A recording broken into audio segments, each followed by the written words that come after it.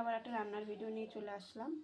ছোলার ডাল রান্না করবো। এই দেখো ভিজিয়ে রেখেছিলাম, এবার একটুখানি দুটো সিটি মেরে নেবো।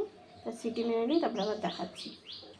এই দেখো বন্ধুরা, একটু জিরে আর একটু এলাচ দিয়ে দিয়েছি, এটা গুঁড়ো করে নেবো, ভেজে গুঁড়ো করে নেবো। এই দেখো তেজপাতা, শুকনো লঙ্কা, জিরে সম্বাদ দিয়ে দিলাম। একটা ছোট্ট আলু কেটেছি, আলুটা ভেজে নেব। লঙ্কা দিয়ে দিয়েছি, কাঁচা লঙ্কা, হলুদ দিয়ে দিলাম,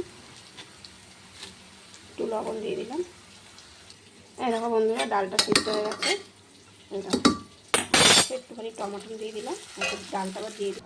এই দেখো ডালটা দিয়ে দিয়েছি, একটু ভালো করে ফুটুক, তবে মশলাটা দিয়ে নামিয়ে দেবো। এই দেখো বন্ধুরা, ডালটা হয়ে গেছে।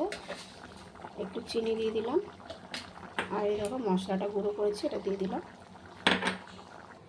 এই দেখো আমার ডালটা রান্না হয়ে গেছে, খুব সুন্দর টেস্টি হয়েছে। তোমরা কিন্তু অবশ্যই এরকমভাবে রান্না করে খাবে। কোনো মশলাই তো দিলাম না, দেখলে একটু ভাজা মশলা দিলাম। আর যদি আমার রান্নার ভিডিওটা ভালো লাগে, অবশ্যই কমেন্ট বক্সে জানাবে।